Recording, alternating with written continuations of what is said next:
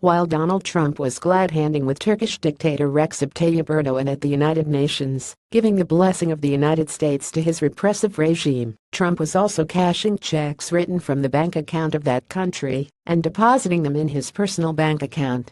The Sunlight Foundation reports that Turkish Airlines held a secret event at Trump National Golf Club in Washington, D.C. on September 18. Neither the club nor the airline promoted or disclosed the event on their websites or social media accounts as they usually do with other events. Only one photo of the outing surfaced. Turkey owns 49% of the airline, which identifies itself as the flag carrier of the Republic of Turkey. Trump purchased the golf course in 2009 when the previous owner defaulted on loans during the recession. He has traveled to the venue at taxpayer expense, even as he refuses to divest from his ownership stake or place it into a blind trust.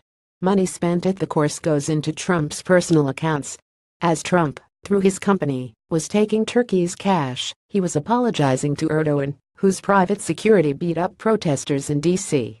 Trump has a reputation for never apologizing to anyone for anything. On Sunday, in an interview with 60 Minutes, Senator John McCain said Trump had never apologized for saying McCain was not a war hero because he was captured in Vietnam, and Trump said, during the presidential campaign, "I like people who weren't captured."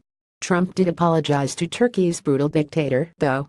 Then, at the United Nations meeting last week, Trump embarrassed the country by asserting that we have a great friendship with the rogue nation and hailed the dictator for receiving high marks. In fact, the United States broke from the Western consensus when Trump praised Erdoğan after the passage of a restrictive referendum that gave him more power. While Trump was congratulatory, leaders like German Chancellor Angela Merkel cautioned that the bill had divided the nation. In addition to his hotels, the golf course is another way for foreign entities and domestic lobbyists to wield influence over his administration. They represent a pipeline of cash constantly flowing towards Trump, even as he uses his office to make decisions affecting those same organizations and nations.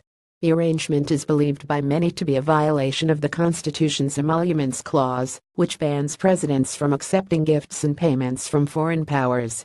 The Sunlight Foundation notes, if any other first family had conflict like this and took money from private businesses while in office, we'd expect our State Department and Justice Department to warn American companies about heightened corruption risk from operation in that country.